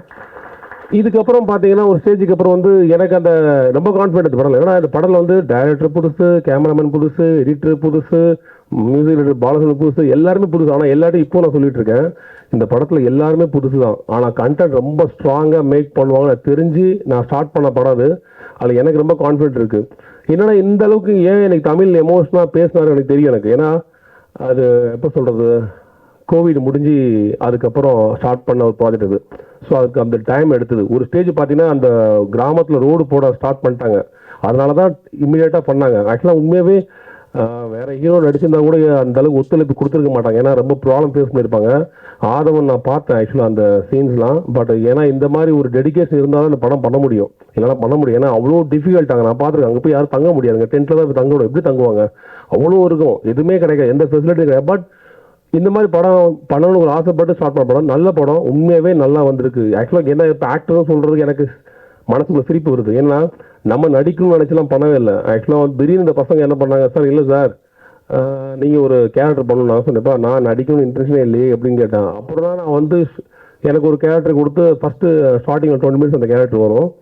அப்போ நான் யோசிச்சு பார்த்தேன், என்னடா அது இந்த பசங்களுக்கு இவ்வளோ திறமை இருக்கான எனக்கு. அதாவது நம்ம நடிக்கணுன்ற இன்டென்ஷன் இல்லை நமக்கு, சும்மா ஏதோ ஒரு சீன் வந்தால் அப்படி பண்ண ஆசைப்படுவோம் எல்லாருமே. பட் அதை தாண்டி ஒரு 3 நாள் போஸ்ட் என்னை கூட்டு போய் என்னை ஒரு முக்கியமான கேரக்டர் நடிக்க வச்சு அதை நல்லா பெர்ஃபார்மன்ஸ் பண்ணி நான் அந்த வீடியோவை எடுத்து எல்லா டேரக்டரையும் கேட்டேன், இங்கே உள்ள பெரிய பெரிய இயக்குனரெலாம் கேட்டேன், உண்மையாகவே இந்த பசங்க நல்லா நடிக்க வச்சிருக்காங்கன்னு சொல்லிட்டு இங்கே உள்ள முக்கியமாக எல்லா இயக்குனரையும் காட்டிட்டேன். எல்லாருமே இங்கே நல்லா பண்ணியிருக்கீங்க, நாங்கள் அப்போ தான் எனக்கு திருப்தி, ஓகே அப்போ நம்ம நடிக்கிறோமா அப்படின்றது. அப்போ உண்மையே அந்த அவுட்புட் அந்த வாங்குற டேலண்ட் அந்த பசங்கிட்ட இருக்குன்றது தெரிஞ்சுக்கிட்டேன். இப்போ அதுவும் என்னையே கேட்குறாங்க, சார் நீங்கள் வாங்க இந்த படம் நடிக்கணும், அப்போ ஆச்சரியப்பட்டேன். ஸோ ஒரு டைரக்டர் உண்மையாகவே என்னை பொறுத்த வரைக்கும் யாரை வேணாலும் நடிக்க வைக்க முடியும், அவங்ககிட்ட தான் அந்த கிரியேட்டிவிட்டி இருக்குது. அதாவது அந்த டைரக்டர் இந்த கேரக்டர் தேவைன்னா அந்த கேரக்டரை இப்போ நிறைய படங்கள்ல எல்லாமே நியூ ஃபேஸஸ் நடிக்கிறாங்க, ஃபுல்லாக கிராமத்து மக்கள் நடிக்க வைக்கிறாங்க. எப்படின்னா டைரக்டர் தான் பண்ணுறாங்க. அதை டைரக்டர் நினைச்சாங்கன்னா அந்த கிராமத்து மக்களாக இருந்தாலும் சரி எல்லாருமே அவங்களோட கிரியேட்டிவிட்டி கண்டிப்பாக கொண்டு வர முடியும். கண்டிப்பாக நான் சொல்கிறேன் இந்த படம் எனக்கு ரொம்ப ஒரு ஹார்ட்ஃபுல்லான படம் தான். கடைசி வரைக்கும் இந்த படத்துக்கு என்னோட ஃபுல் சப்போர்ட் இருக்கும். இது எல்லா சப்போர்ட்டுமே நான் கண்டிப்பாக பண்ணுவேன். எல்லாருமே இந்த ப்ரெஸ்ஸில் ஜஸ்ட் எல்லாருமே இந்த படத்துக்கு கொஞ்சம் சப்போர்ட் பண்ணுங்க. ஏன்னா உண்மையாகவே ரொம்ப நல்ல படம். ஏன்னா எல்லாருமே இந்த கிராமத்தில் உள்ள கஷ்டத்தை காட்டி தான் இதெல்லாம் போய் சொல்லி படம் எடுக்கும் அப்படிலாம் கிடையாது. அவ்வளோ லைவ்னஸ் இருந்ததுனால தான் நானே இதை இனிஷியலாக ஸ்டார்ட் பண்ணேன். ஸோ இந்த படம் ரொம்ப நல்ல ஒரு நம்பிக்கை இருக்குது. எல்லாரோட சப்போர்ட், மீடியாவோட சப்போர்ட் நல்லா வேணும். அமித் சார் ரொம்ப உங்களுக்கு திருப்பி நான் தேங்க்ஸ் சொல்கிறேன். எல்லாருமே ஆதவன் இவங்க எல்லாருமே ஒரு டீம் தான். இந்த டீம் எப்படின்னா எல்லாருமே எனக்கு ஒரு ஜென்யூனாக ஒர்க் பண்ணுவாங்கல்ல படத்தில். நான் அந்த ஜென்யூனிட்டி படத்தில் பார்த்துருக்கேன். நான் 4 படம் பண்ணியிருக்கேன், ஆனால் ஒர்க் பண்ண எல்லா டெக்னீஷியன் எல்லாருமே அவ்வளோ ஜென்யூன். படம் தான் பண்ண வந்திருக்கேன், வேற எதுவும் பண்ண வரல. என்னோட வேலை படம் பண்ணுறது மட்டும்தான் அப்படின்றத ரொம்ப ரியலிஸ்டிக்காக பண்ண டீம் தான் அது. ஸோ கண்டிப்பாக இந்த படம் ஒரு பெரிய இடத்துக்கு வரும்ன்ற ரொம்ப நம்பிக்கை இருக்குது. நான் கண்டிப்பாக இந்த சொசைட்டி பற்றி பேசுவாங்க. நீங்கள் படம் வந்தது தான் பாருங்கள், எல்லாருக்கும் தெரியும். நன்றி, வணக்கம். என் அண்ணனுக்கு நான் தான்டா செய்வேன் அப்படின்ற மாதிரி இந்த சிறப்பு விருந்தினரை நான் தான் இன்வைட் பண்ணுவேன் அப்படின்னு ரொம்ப ஸ்ட்ரிக்டா சொல்லிட்டாங்க பிஆர்ஓ ஜான் அவர்கள். அதனால நீங்களே இன்வைட் பண்ணிடுங்க சார். மக்கள் தொடர்பு பணியில் முன்னோடி பயோனியர் பிஆர்ஓ எங்கள் எல்லோருக்கும் ஒரு பிரபலத்தை எப்படி கையாள வேண்டும், ஒரு படத்தை எப்படி மக்களிடம் கொண்டு சேர்க்க வேண்டும், தன்னை எப்படி முன்னிலைப்படுத்தி கொள்ள வேண்டும் என்பதை முதலில் தெள்ளத் தெளிவாக எங்களுக்கு கற்றுத்தந்தவர். இன்றும் அவர் காட்டிய வரையறைகளுக்குள் தான் நாங்கள் பத்திரிகை தொடர்பாளராக பணியாற்றி கொண்டிருக்கிறோம். என்றும் எங்கள் முன்னவன், சாதனைகள் பலவற்றிற்கு சொந்தக்காரன் திரு நிகில் முருகன் அவர்களை கெவி டீமை வாழ்த்தி பேச அழைக்கிறேன். அனைவருக்கும் வணக்கம். அமீர் மாலி பெரிய ஜாம்பான்களுக்கும் இடையில் என்னையும் பேச வைத்த என் அம்மா, அப்பா, மனைவி மற்றும் கடவுளுக்கு நன்றி. புது டீம், புது விஷயங்கள் அப்படின்னு சொல்லி ஜான் வந்து சப்போர்ட் பண்ணினாரு. எங்கள் யூனியனோட செயலாளர், பல மாநாடு உள்ளிட்ட பல வெற்றி படங்களுக்கு பணியாற்றி கொண்டிருப்பவர். அவர் சொல்லும் போது அமீர் சார் வந்தால் நல்லா இருக்கும் போது, ஆமாம் நிச்சயமாக புது டீமுக்கு புது விஷயங்களுக்கு குரல் கொடுப்பவர் அமீர், அதனால அமீரை கூப்பிடுவோம் அப்படின்னாங்க. அந்த மாதிரி இந்த படக்குழுவினர் ஜான், நான் உள்ளிட்ட யாரும் அவரை போனிலோ நேரிலோ அழைக்கவில்லை. வாட்ஸ்அப்பில் ஒரு வாய்ஸ் நோட் போட்டோ வரேன்னு ஒரே மெசேஜில் அனுப்பிச்சார். ஸோ வாட்ஸ்அப்பில் குரல் கொடுத்தாரு.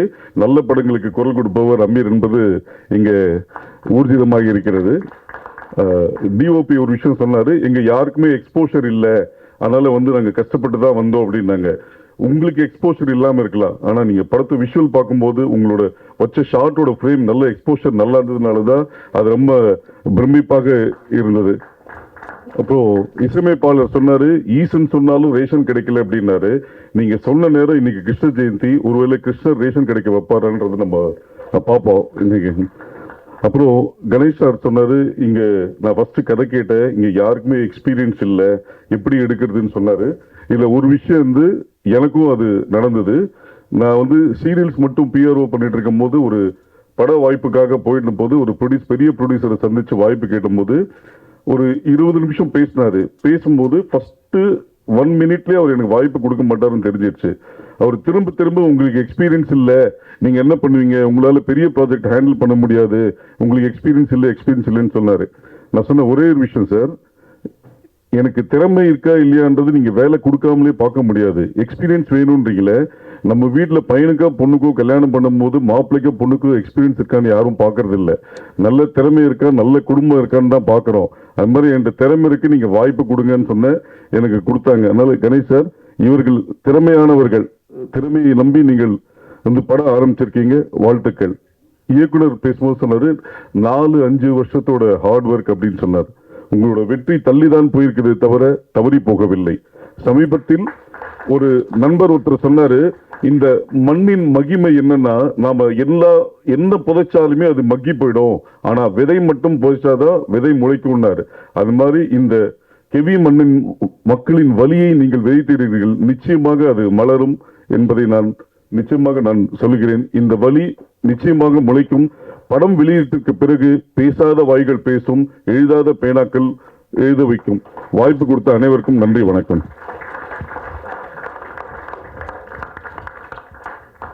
இன்னைக்கு வந்து இன்ட்ரோடக்ஷன் ஆஃப் கெவி அப்படின்றதுதான் நம்ம நிகழ்ச்சி. அடுத்தடுத்து டீசர், ட்ரெய்லர், ஆடியோ லான்ச்சுக்கெல்லாம் என்னதான் ஹோஸ்ட் பண்ண கூப்பிடுறேன் அப்படின்னு சொல்லியிருந்தாங்க. ஆனா நிக்கில் சார் பேசின ஃப்ளோவை பார்க்கும்போது, படுத்த டீம் எல்லாம் சந்தோஷப்படுறதை பார்க்கும்போது அடுத்து அவங்க தான் ஹோஸ்ட் பண்ணுவாங்கன்னு நினைக்கிறேன். தேங்க்யூ சார், ரொம்ப அழகா பேசுனீங்க. அடுத்தபடியாக அழுத்தமான கதைக்களத்தில் கால் பதித்து மக்கள் மனதில் காலத்தால் பதிந்து நிற்பவர், தன் உழைப்பால் நிறைய உழைப்பாளிகளுக்கு தோள் கொடுத்து நிற்பவர், புதியவர்களை வாரி அணைக்கும், உயர்த்திவிடும் முன்னோடி, சிறப்பு விருந்தினர் திரு அமீர் அவர்களை அன்போடு பேச வைக்கிறேன்.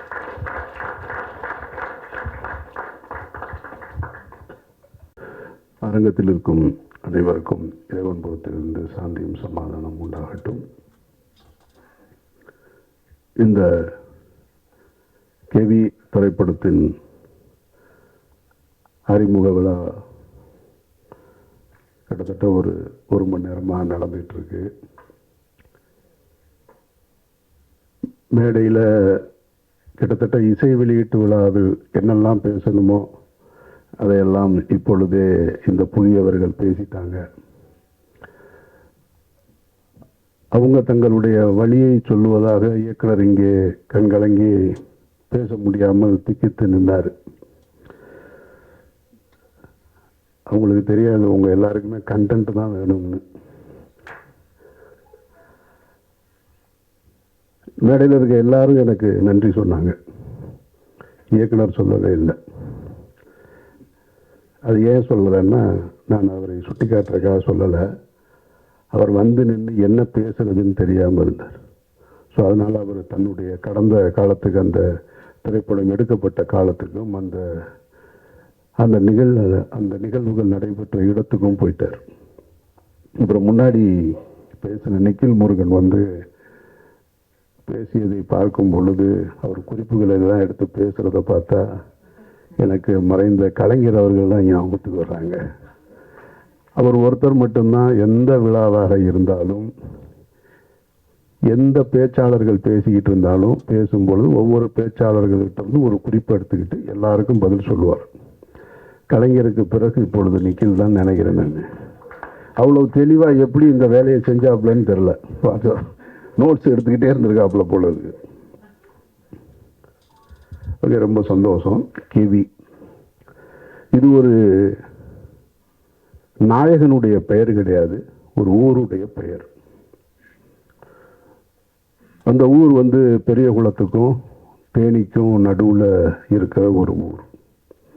அவங்க சொன்னது மாதிரி மேலே இந்த பக்கம் போனால் 10 கிலோமீட்டர் போனால் கொடைக்கானலுக்கு போயிடலாம், கீழே வந்தால் பெரிய குளத்துக்கு வந்துடலாம், தேனிக்கு வந்துடலாம். இந்த மாதிரி ஒரு மலை கிராமம் அது. இந்த மலை கிராமத்தை பற்றின அனுபவம் எனக்கு இருக்கு. பெரிய குளத்துக்கு இன்னொரு புறம் அகமலைன்னு ஒரு ஊர் இருக்கு. அந்த ஊரில் குண்டஞ்சை எஸ்டேட்னு ஒரு எஸ்டேட், அதுக்கு நான் போயிருக்கேன் என்னுடைய பள்ளிக்கூட காலகட்டத்தில். கிட்டத்தட்ட அது இப்படி போகும், மேலே குதிரையில் தான் போகணும். அதில் ஒரு கிட்டத்தட்ட 2 மணி நேரம். பயமாக இருக்கும், குதிரை எப்போ வேணாலும் விழுந்துருமோன்ற அச்சம் இருக்கும். குதிரையில் தான் அந்த மூடைகளை கட்டிட்டு போவாங்க. கேவியில் கூட இப்படி இருந்தது பாதை, அது ஃபுல்லாக இப்படி இருக்கும், பாறையாக இருக்கும், நடபாதை கூட இருக்காது. அந்த அனுபவம் எனக்கு இருக்குது. அதோட புகைப்படங்கள்லாம் நான் வச்சுருக்கேன். நான் இப்போ எப்படி இருக்குன்னு தெரில. அது மாதிரியான ஒரு மலை கிராமத்தை பற்றி தான் இவங்க அந்த மலை கிராமத்தில் மருத்துவமனைக்கு வருவதாக இருக்கட்டும் அல்லது பள்ளிக்கூடங்களுக்கு வருவதாக இருக்கட்டும், இந்த மாதிரி சாலை வசதி இல்லை. அப்போது ஒரு பெண் கர்ப்பம் அடைஞ்சிட்டா, கர்ப்பிணியாக இருக்காங்க, அவங்க வந்து மருத்துவமனைக்கு போகணும். அந்த பிரசவ நேரத்துக்கு மருத்துவமனைக்கு போகணும்னா அந்த வழி சொல்லுவாங்க. வீட்டில் அனுபவஸ்தர்களுக்கு தெரியும். அந்த தண்ணீர் குடம் உடைஞ்சிடும் அப்படின்னு சொல்லுவாங்க. அந்த தண்ணீர் குடம் உடைஞ்சு அங்கேருந்து ஒரு 2 மணி நேரத்துக்குள்ளே மருத்துவமனைக்கு போயிடணும். அதுதான் அந்த தாயையும் சேயையும் குழந்தையும் காப்பாற்ற முடியும். ஆனால் இந்த கேவி கிராமத்திலிருந்து, வெள்ளக்கேவி கிராமத்திலிருந்து மருத்துவமனைக்கு, அரசு மருத்துவமனைக்கு வருவதாக இருந்தால் 7 மணி நேரம் ஆகும். இது பகல்லையே இந்த கஷ்டம். இரவு நேரத்தில் அப்படி ஒரு வழி வந்துருச்சுன்னா என்ன செய்யறது அப்படின்னா, அது உயிரை பணைய வைக்கிற வேலை தான். அப்படி ஒரு இரவு நேரத்தில் நடந்திருக்கக்கூடிய ஒரு சம்பவத்தை தான் அவங்க படமாக்கி இருக்கிறதா சொல்கிறாங்க. இப்போ அந்த ஊர்லேயே, இப்போ இவங்க எந்த ஊர் படமாக்குனாங்களோ அந்த ஊரில் கடந்த வாரம் ஒரு பெண் உடல்நிலை பாதிக்கப்பட்டு டோலியில் கொண்டு போகும்போது தாமதமாகி இறந்துட்டாங்க. இதுதான் இன்றைய நிலைமை. இதில் நம்ம கவனிக்க வேண்டியது என்னென்னா, இந்த மாதிரியான சாலை வசதிகள் இல்லாமல் நிறைய கிராமங்கள் இருக்குது, மலை கிராமங்கள் இருக்குது. இன்னும் ஆற்றை கடந்து கயிற்று பாலத்தை தொங்கிக்கிட்டு பள்ளிக்கூடத்துக்கு போகக்கூடிய மாணவ மாணவிகள் இருக்காங்க. ஆற்றை கடந்து போகக்கூடிய ஒற்றை பள்ளிக்கூடம் இருக்குது. இதெல்லாம் இருந்துகிட்டே தான் இருக்குது. அப்போ சுதந்திரம் பெற்று இவ்வளவு காலம் ஆகியும் நாம் இன்னும் இது போன்ற விஷயங்களில் வந்து நம்ம மேன்மை அடையலை அப்படின்றது ஒரு வருத்தத்துக்குரிய செய்தி தான். அதை யாரும் மறுக்க முடியாது. அப்போ இங்கே நம்ம கவனிக்க வேண்டியது என்னவாக இருக்குன்னா, ஃபார்முலா ரேஸ் கார்பந்தயம் நடத்துகிற அளவுக்கு நம்ம நாடு முன்னேறி இருக்கு. அப்போது அந்த அளவுக்கு முன்னேறி இருக்கிற நாம் இந்த மாதிரியான மருத்துவமனைகளுக்கு கொண்டு போவதற்கான சாலை வசதிகளை முன்னேற்ற வேண்டியது அவசியமானது. அதையும் கவனிக்கும். வெறுமனே நம்ம வந்து அதுவும் தேவைதான், ஆனால் இந்த அடிப்படை தேவையும் ரொம்ப முக்கியன்றது தான் நம்ம பார்க்கணும். அப்போ அப்படி ஒரு சூழலில் தான் இந்த அவங்க ஏன் உங்ககிட்ட இந்த வழியை சொல்கிறேன்னு எல்லாரும் சொன்னாங்க, ஊடக நண்பர்களை பார்த்து சொல்கிறாங்கன்னா, இந்த செய்தியை நீங்கள் கடத்தணும், அரசுக்கு கொண்டு போய் கடத்தணும் அப்படின்றது தான் அவங்களுடைய நோக்கம். அதுக்கு தான் நான் ஒரு ஸ்பீக்கராக இங்கே வந்து நிற்கிறேன். நான் அவர்கள் சொல்ல நினைப்பதை என்னுடைய வாயிலாக நான் உங்ககிட்ட சொல்கிறேன். நிச்சயமாக இப்போ ஜெய் பீம்ன்ற ஒரு திரைப்படம் வந்தது. அந்த திரைப்படத்தை பார்த்ததற்கு பின்னால் தமிழக அரசு உடனடியாக தலையிட்டு இருளர்களுக்கான அவருடைய வாழ்க்கையை மேம்பட செய்வதற்கான பட்டா வழங்குவது இதெல்லாம் நடந்தது. அது மாதிரியாக கெவி திரைப்படமும் ஒரு சூழலை ஏற்படுத்தும், அவர்கள் வாழ்க்கையில் மாற்றத்தை ஏற்படுத்தும்னா அப்படி ஒரு சூழல் நடக்கணும்னு நானும் வேண்டிக்கிறேன். உங்களுக்கு அந்த நன்றியை செலுத்துகிறேன். இப்போ தமிழக அரசின் கவனத்துக்கு இந்த கெவி திரைப்படத்தையும் கொண்டு போக வேண்டியது அவசியமாக இருக்கின்றதுதான் மறுக்க முடியாத உண்மை. இதில் இன்னொரு சிக்கல் இருக்கு, அதை வந்து படக்குழுவினர் யாரும் தப்பாக நினச்சிக்க கூடாது. அதாவது ஒரு திரைப்படம் என்பது அது ஒரு மெயின் ஸ்ட்ரீம் மீடியா. திரையரங்குக்கு வந்து லைட் அமர்த்திட்டு எதுக்கு இவ்வளோ ஸ்பீக்கர்ஸ் வச்சுருக்காங்க அப்படின்னு சொன்னால் அவங்க ஒன்றை உணர்வதற்காகத்தான். முன்ன மாதிரி இல்லை. இப்போல்லாம் 5.1 7.1 டால்பி ஸ்டீரியோ எல்லாம் வந்ததுக்கு பின்னாடியே அந்த திரைப்படம் இந்த தாக்கத்தை தனக்கு ஏற்படுத்தணும் அப்படின்றது. இப்போ நீங்கள் படப்பிடிப்பு தளத்தில் நான் கஷ்டப்பட்டேன், அங்கே ரொம்ப சிரமம் இருந்தது, நாங்கள் வேதனைகளை அனுபவித்தோம், கண்ணீரை அனுபவித்தோம் அப்படின்னு சொல்லுவதால் மட்டும் அது கடந்துராது ஆடியன்ஸுக்கு. அந்த திரைப்படம் அதை கடத்துதா, அது அந்த வேலையை செய்தான்றதா ரொம்ப முக்கியமானது. ஏன்னா அதில் நீங்கள் ரொம்ப கவனமாக இருக்கணும். நீங்கள் ஒரு இண்டிபெண்ட் ஃபிலிம் மேக்கர்ன்றீங்க, அப்புறம் எல்லாருமே வந்து நாங்கள் எல்லாருமே புதியவர்களாக இருந்தோம்னு சொல்கிறீங்க. கேட்குறதுக்கு நல்லா இருக்குது, படம் பார்க்குறதுக்கு நல்லா இருக்கணும், அது ரொம்ப முக்கியம். ஏன்னா இந்த நாட்டில் வாச்சாத்தின்னு ஒரு நிகழ்வு உங்களுக்கு எல்லாருக்குமே தெரியும். 18 பெண்கள் பாலியல் வன்முணர்வு செய்யப்பட்ட ஒரு கொடுமை. அதுக்கு 30 ஆண்டு கால போராட்டத்துக்கு பின்னாடி இப்போ தான் தீர்ப்பு வந்தது, உங்கள் எல்லாருக்கும் தெரியும், பத்திரிகையாளர்களுக்கு. ஆனால் வாச்சாத்தி திரைப்படத்தை மையப்படுத்தி ஒரு திரைப்படம் வந்தது, பார்க்க முடியாது, ரொம்ப நேரமாக நம்ம போர் அடிக்கும், அந்த வழி நமக்கு வந்து உணரவே முடியாது. அப்போ மேக்கிங்கில் வந்து ஃபிலிம் மேக்கிங்கில் வந்து கொஞ்சம் அமெச்சூராக இருக்கும். அப்போ அது போன்று இருந்து விடக்கூடாதுன்றதுல ரொம்ப கவனமாக இருக்கணும் நீங்கள். இதை ஏன் நான் உங்ககிட்ட இந்த இடத்துல சொல்கிறேன்னா, திரையரங்குக்கு வந்ததுக்கப்புறம் நீங்கள் அதை பற்றி பேசி பிரயோஜனமே கிடையாது.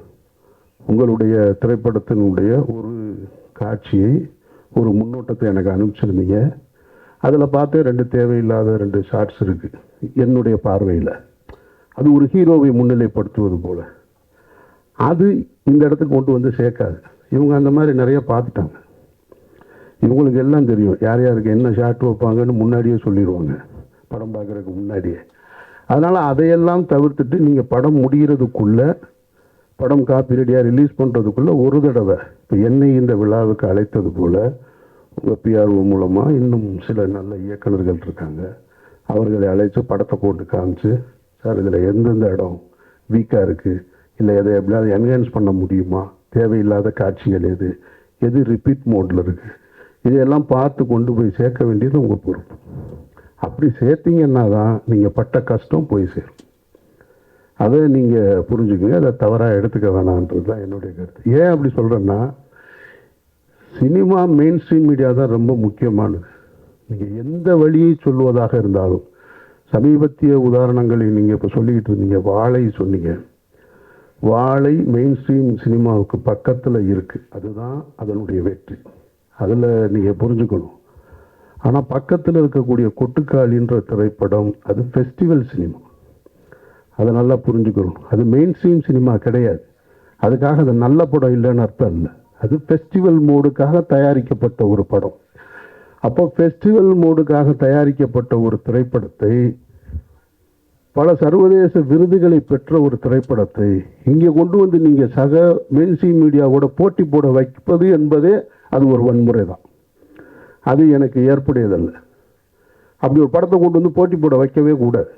அது தேவையற்ற வேலை. சர்வதேச விருது வாங்கின ஒரு திரைப்படம், பாராட்டுக்களை பெற்ற ஒரு இயக்குனரை இங்கே ஒரு 150 ரூபா கொடுத்துட்டு வெளியில் வரும்போது ஒருத்தர் இப்போ தான் யூடியூப் நிறையா வந்துருச்சு இல்லையா, யூடியூப் வந்துட்ட காரணத்தினால என்ன பண்ணுறாங்கன்னா, நாங்கள் படமாக எடுத்து வச்சுருக்கோம், நம்ம அதை பார்க்குறோம். 2 நாளாக நான் பார்த்துட்ருக்கேன். அந்த டைரக்டரை பார்த்தா நான் வெட்டுவேன், அடிப்பேன் அப்படின்லாம் சொல்கிறேன். அவருக்கு யார் அந்த உரிமை கொடுத்தது? வெட்டுவேன் அடிப்பேன்னு சொல்கிறதுக்கான உரிமை யார் கொடுத்தா?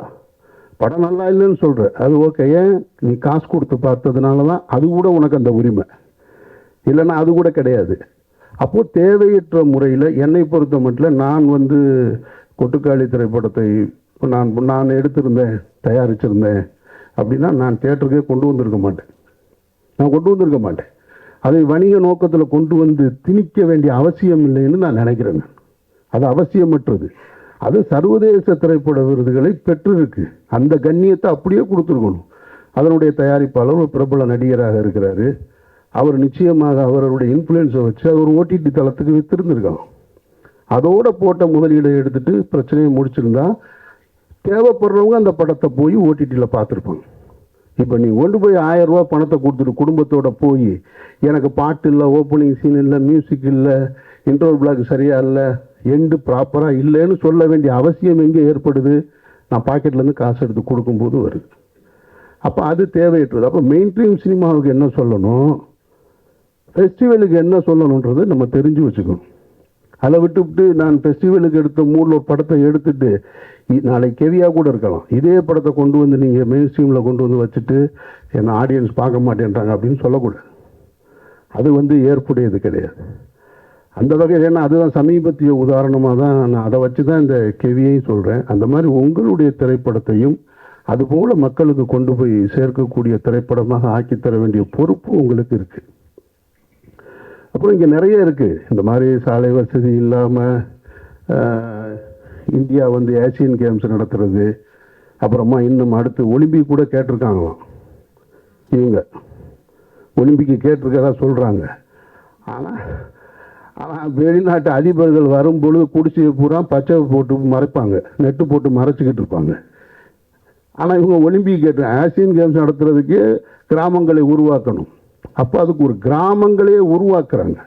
ஒரு விளையாட்டுக்கு ஒரு கிராமங்களை உருவாக்குகிற ஒரு நாடு உண்மையான கிராமத்திற்கு சாலை வசதி ஏற்படுத்தி தர வேண்டும் என்பது மிக மிக அவசியமானது.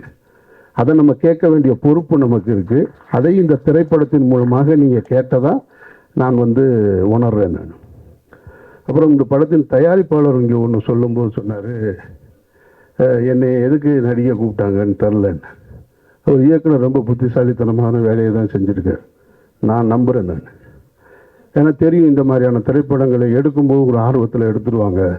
அப்புறம் ரிலீஸ் டைமில் வரும்பொழுதே போப்பா ஒன்றும் பிஸ்னஸ் இல்லை, அது இல்லை. அப்புறம் நீங்கள் சொன்னீங்க வியாபாரத்துக்கு உண்டான முகங்கள்னு, அப்படிலாம் முகம்லாம் இல்லைங்க. எந்த முகம் நடித்தாலும் வியாபாரம் இல்லை, அது வேற பிரச்சனை. அவர் தெளிவாக தேர்ந்தெடுத்திருக்காரு. சரி, குறைந்தபட்சம் ஒரு கதாபாத்திரமாக போட்டோம்னா தேட்டர் வரைக்கும் நம்ம கூட நிற்பார்.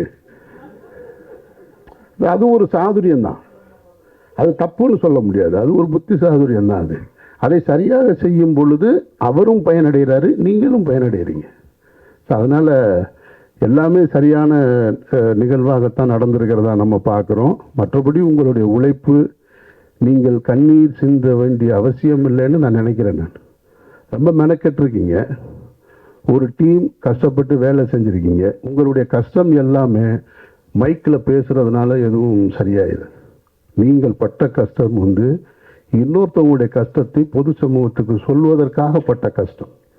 ஸோ அந்த கஷ்டம் திரையரங்கில் சரியாக நான் பார்த்த ஃபஸ்ட்டு இப்போ 2 ஷாட்டு போட்டிங்க பாருங்கள், அந்த ஷாட்டு பேசுது அந்த ஊர் என்னன்னு அப்படின்றது. எனக்கு இப்போ பார்த்த உடனே என்ன தோணுது, சரி இந்த கதையை எடுத்துகிட்டு நம்மள்கிட்ட வராமல் போயிட்டாங்களே, இவங்க எடுத்துகிட்டு வந்தால் எடுத்து கொடுத்துருப்போமே அப்படின்னு தான் தோணுது. சார், நான் நகரத்தில் வளர்ந்தவன். நான் மதுரைன்ற நகரத்தில் வளர்ந்தவன். எனக்கு கிராமங்கள் தெரியும். ஆனால் கிராமத்தில் இருக்கக்கூடிய வழி என்னன்றது அதெல்லாம் அவ்வளவுலாம் நான் வளரலை. நான் ரொம்ப சின்ன வயசில் ரொம்ப ஜாலியாக சுற்றிக்கிட்டு இருந்த பையன். நான் காலேஜ் வர வரைக்கும் ரொம்ப ஜாலியாக இருந்தேன். நான் அதனால் நான் பார்த்த விஷயங்களே அங்கங்கே அந்த கிராமம் அது இதுன்னு எனக்கு இருக்கிற சினிமா அனுபவத்தை வைத்து, நான் பார்த்த சினிமா அனுபவத்தை வச்சு எனக்குன்னு ஒரு கதையை உருவாக்கி நான் திரைப்படம் எடுத்துகிட்டு இருக்கேன். இது நான் பார்க்கல. இந்த ஃபஸ்ட்டு ஷாட்டு பார்த்த உடனே ஆக நம்ம பண்ணியிருக்கலாம் இந்த படம் அப்படின்னு தோணுச்சு.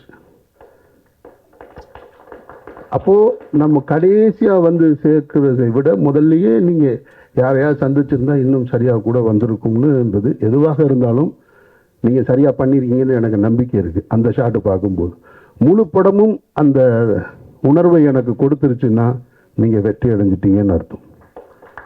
உங்களுடைய வெற்றி என்பது அரசின் காதுகளுக்கு போய் கேட்டும்.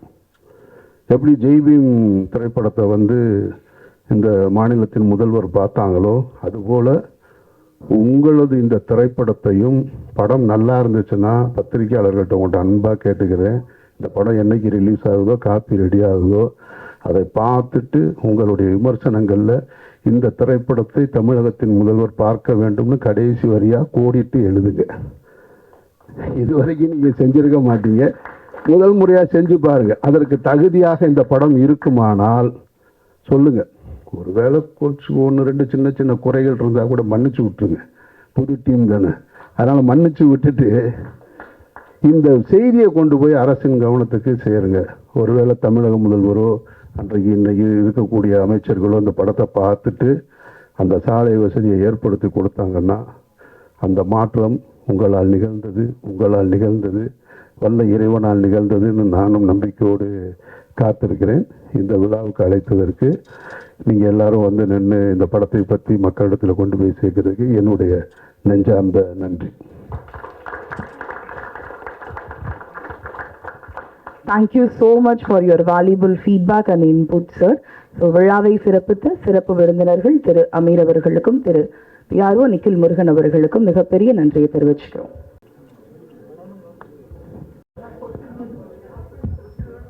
அது ஏதோ கொஸ்டின் ஆன்சர் செஷனா, அதனால் நான் கிளம்புறேன். இந்த எல்லா யூடியூப்லையும் பார்க்கும்போது இந்த மைக்கில் பேசுறதுக்கு பின்னாடி ஒரு பொண்ணு நிற்கிறாங்க. யாருன்னு இவங்கள தான் கேட்டிருக்காங்கன்னு நினைக்கிறேன். இப்போ தான் ஃபஸ்ட் டைம் பார்க்குறேன், நான் கவனிக்கலை. ஸோ அதனால் உங்கள் பேர் ஐஸ்வர்யா. சாரி. ஓகே, நன்றி. Thank you, sir.